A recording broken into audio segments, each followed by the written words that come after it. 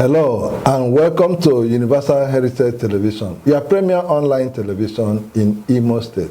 It is yet another edition of our face-to-face program, an interview personality profiling. Our guest today is Hajia Dr. Fatima Ijoma Emetuma. She is a lecturer in the Department of Mass Communication, Federal Polytechnic, Nekede. She is also the Ugeze Umofo Autonomous Community, Oguta, and the Amira Federation of Muslim Women Association in Nigeria, Imo State chapter. Amira, by the way, is the leader or the president of Women Association. Madam, you are welcome to our program. Thank you. My name is Afam Echi, your host. Please remember to like our Facebook page and subscribe to our YouTube platform.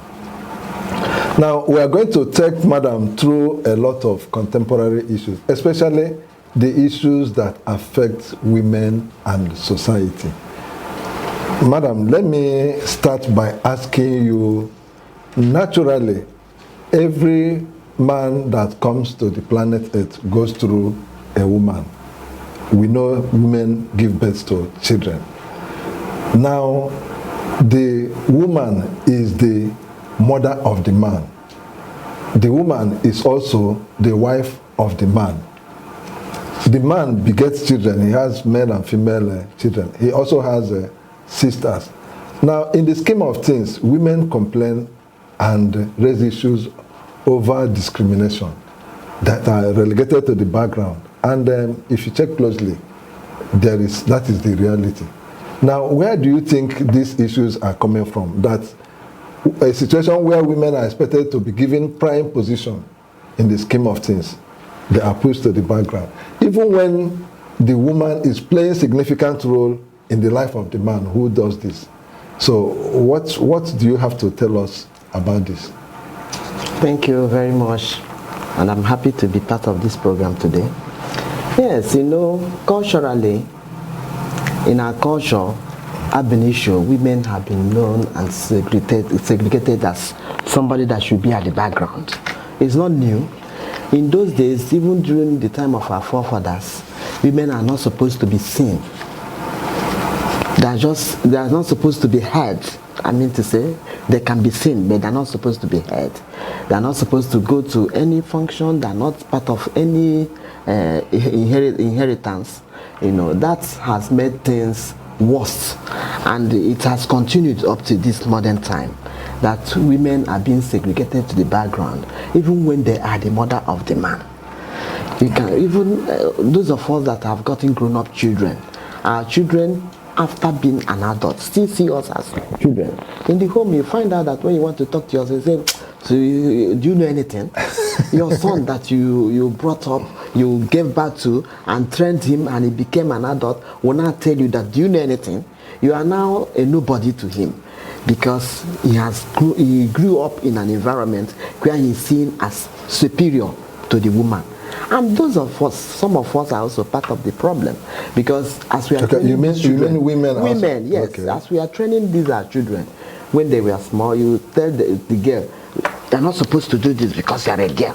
You're not supposed to do this because you're a boy. A boy is not supposed to wash his plate after eating. It should be left for the girl child to do," and all that. And when the boy grows up, that norm has been created in him. He will grow up seeing that the female child is a nobody that should be in the kitchen and cook, and he should balance in the sitting room, food brought up for him. He will eat and leave the plate wherever he wants to leave it. So that's a problem. We are part of it, the women. We need to be orientated, and then the society, the culture, everything about us has made that thing become as if it is a normal thing.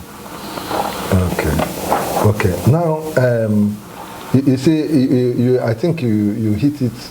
You got it right when you said it's a cultural issue, and culture and religion, although both of them belong in the same realm, culture and religion, you know, combine to deal severe blow to women, even among the enlightened ones like you, you know. And someone would expect that things have changed over time. You know, like some of the things you talked about, the issue of allowing women inherit property. I think there is a law now allowing women to inherit their father's estate. Things are changing gradually. But take into account the role women are supposed to play. Do you think women generally have done enough, have been sensitized or consensitized to this particular issue? And then what are they doing about it? Yes, when you talk about the law that that can allow, that was made to allow a woman to inherit the father's property, Yes. I beg to differ, because the law is there, but it hasn't been practicalized. It is not, because I know of families now, Yes. 2 or 3 of them that are in court over their father's inheritance, and the male children are fighting over it in the court. And if the law has been practicalized, I think the judges would have, given verdicts without allowing, adjoining cases today and tomorrow and next. So these things are there, but the cultural inhibition and the environmental factor has made it worse, that we no longer, the women are not carried along. Okay. And the women, those of us, some of us are not sensitized, to be honest with you. Most women do not know their rights. Okay. And we've not, if you call us the enlightened people, we have not been able to do enough ourselves, because we need to enlighten these women in the rural areas to let them understand what they should know and what they should do and their rights in everything they do. Come to say about rights, when you're talking about rights, you have an inhibition too, because even in the Bible, you mentioned religion and the Quran. Woman and the man are not supposed to be in equilibrium. There's distinction. God has made it like that. And we as humans do not have the right to, abolish or abrogate what God himself said. But in that equilibrium and not being equal, we will also have the tendency to do things right. That is as regards the men. Okay. Because God has given women to them to take care of. That's why God says, man, love your wife, and your wife, respect your husband.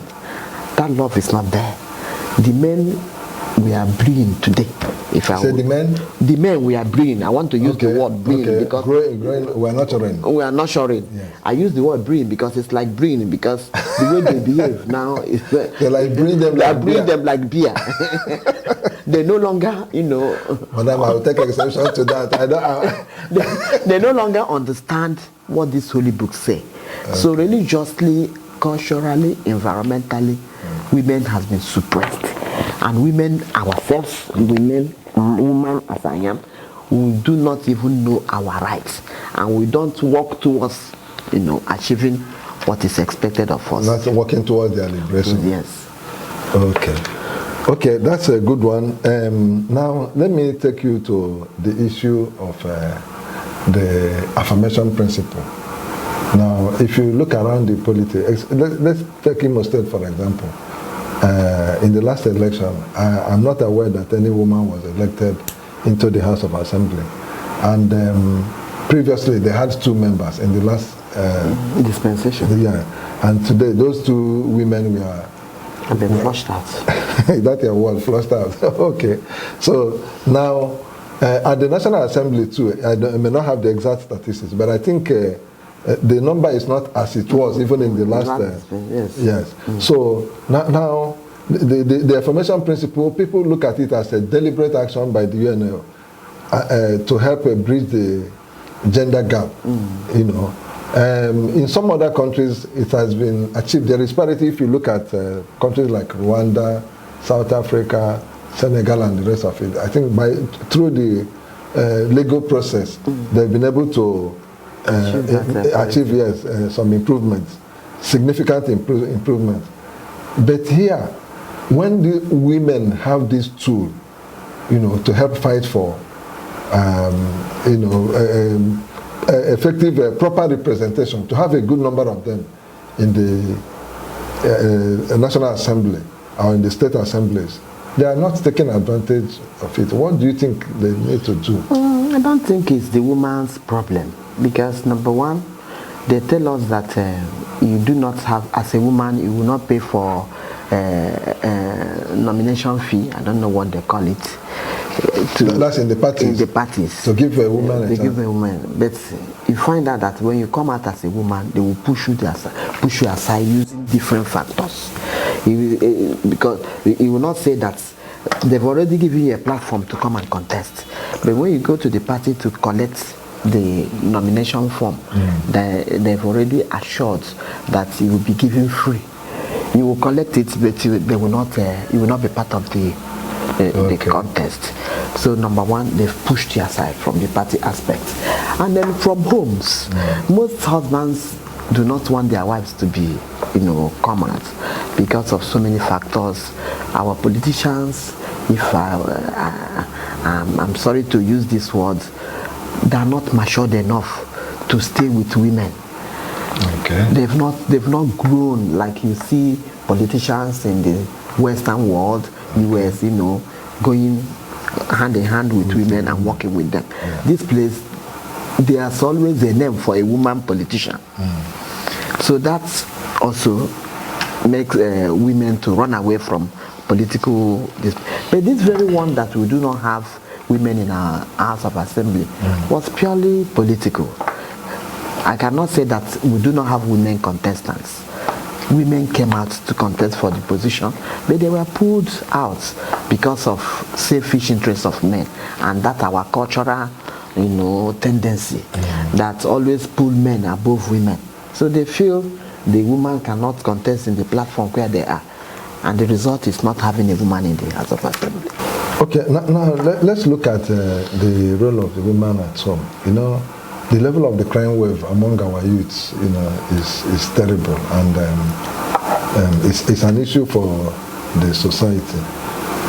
Now, looking at the role women play back in the homes, do you think they are doing what they are supposed to be doing to nurture these kids? Because people believe that if you get a child and put him in the right perspective, that's the way he will grow up, and he may not depart from it. So, to what extent do you think women are responsible for the level of indiscipline we find among our youths today? Are women are really doing their work, playing their roles, effectively? I must be truthful. In fact, the present women and the way they train their children is not the way we were trained when we were small. Okay. These days, Western infiltration has entered into homes. That you see a woman, everybody is talking about money. A woman will go out in the morning looking for, something to feed the family with, and come back at night not knowing what the children, did or are doing during the day. So it's a problem. There's no much care of home front. Okay. As it concerns women. At the same time, the men too, because if a woman is given a handbill to work from this place, from this time to that time, while the man compliments, it will make the woman to start to take care of the children. Now, the problem we have is that we are too much money conscious. That if it is not money and nothing, and as a result, you see these are children. You buy the handset for them from early age. From there, they will start doing Yahoo, and they will bring money. The mother will shout and be happy that the child has brought up money for him, not knowing that indirectly the child is grumbling, the child is going down. And when it happens at that early stage, the child will continue in that way. And this ill-gotten money cannot last for too long. After a while, it will all wither out and back to square one. So I attribute most of this decadence we have in the society to us women. We are no longer as we used to be. Okay. And then to the environment and government who are not taking care of their citizenry as supposed. Okay. So everybody has a say. We have responsibility towards that. Okay. You work in a higher institution, where we groom these students. Okay. Now, we have products out there in the society that people check the quality of this product, how it is produced. Now, the students you groom in the universities and the polytechnics, who is supposed to regulate the quality of the students? See, why I'm asking this question is sometimes you come across graduates, who cannot string a very good sentence, and sometimes when they tell you I passed through this school, sometimes you begin to wonder. You begin to wonder. Then sometimes the question that comes to mind is, how was he or she certificated? Who gave this certificate? And then that is another thing, because the product of the higher institutions are the students. So who should regulate the quality of students, and are they actually doing what they're supposed to do? Before these students are brought to us, they've gone through certain level of academics. Okay. And that is supposed to be the foundation. We find out that when they come into ND1, those of us that are in Polytechnic, that they are not groomed. You begin to wonder how they pass through the cutoff mark to even be given admission. Okay. Then when they come in, those of us in mass communication, we try our best to make sure that, but sometimes school regulations and school policies will mar the work of the lecturer, because there are situations where you will, mark your scripts and grade them as they are. They will question you if they fail too much, question you didn't teach. It doesn't mean that. It does happen in some institutions. If you have too many failures, they will start questioning you. If you had taught well, they wouldn't have failed, and they forgot that what you marked, and the scripts are there to show how you marked. Okay. And the questions and the marking schemes are also there. If they had wanted to do the right thing, they would have asked for the marking scheme, the scripts, and to foresee exactly how the students fared, and to know whether the lecturer, actually failed them or that they failed themselves. So if we begin to do things as it is, that is when we will take lecturers as being responsible for the product that they are bringing out. But if the policies remain as it is today, scoring and then seeing lecturers as being responsible for the failures of their students, just an extent that we can move on with this. I don't want to go into details because I'm still in the system, but I believe and suggest that the product of the students from higher institution should be the responsibility of those teachers that taught them, if they are given free hand to teach them and to regulate them as they should be. Okay. So there's actually a fault in the school system. There is too many. Yes, big fault in the school system. The policies are not right. Okay.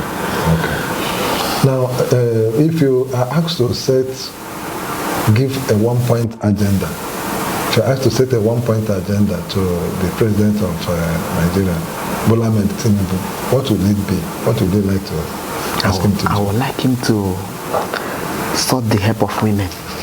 To seek the help of? Yes. Let him seek the help of women. He should seek the help of women. Why? Because women are home builders, women are groomers, women are developers. If they continue with the way they are doing, the society will continue to decay. What do you mean? If the men continue? Yes, because in the governance now, both federal and state levels, you have male dominance. Okay. So if they don't seek the help of women, if they don't go after, if now that they do not have elected women in the National Assembly, let them take more women in their ministerial positions as directors in parastatals, so that women will help to regulate what is happening. Morality among women are higher than that of men. It's known everywhere. We have more moral, upright women than you have moral uprightness in men. So when you seek And when you take women as part of the government, he will going to flourish better than he would have ordinarily be with the present male domination that we are seeing in our government levels. So you are actually indicting the men in governance, the men in leadership. It's not even indicting, the society has indicted them. It's not me saying it. Which society? How does it come? Nigerian society has indicted them. Yes. Okay. It's not me. Okay. So you can see how it is going. Everything is, every day things are going backwards. Yeah. We still have male president, male governors, male everything. So what is going on? Yeah. When a single man comes up, they will drag the person down. Okay. So you think women hold the magic wand to turn things around? I think they hold. I think they have. Okay. Yes. Okay. That's very interesting. I hope the authorities are listening. I hope they will. Please say. Okay. Now let me ask this question, madam. And we in this state we have faced a very high level of insecurity, and it is people believe that in an insecure society nothing works, and in our Imo state nothing is working practically. If you look around the environment, people have in fact recently the level of crime is increasing day by day in street corners, on the roads, here and there. Now this insecurity has prevailed over time, that some of the stakeholders, every person have been keeping quiet, and it appears that it is the normal situation. Now, women are part of critical stakeholders. It is their children that are dying, or it is their husbands that are dying. One would have expected some level of reaction coming from the women to say, enough is enough. What is happening in our state? But all the women groups, whether they are in the church, whether they are in the communities, they are at every level, we don't seem to get any reaction coming from the mothers. And it appears that there have been a series of incidents where our youth, although was on fire for some time until the government managed to put it in check. But there are still pockets of violence, killings, burning of here and there. Those destructions are setting the state back. So why are our mothers not talking, not reacting? The insecurity in the state is an unusual one. Very, very unusual. Unusual in the sense that if you open your mouth, they will come after you. Who will come after you? I don't know. We call it unknown gunmen. So when they are unknown, you don't even know who to point your fingers at. And since the men who are our lords, who has been our lord, who is in charge of everything, are not talking, how do we start?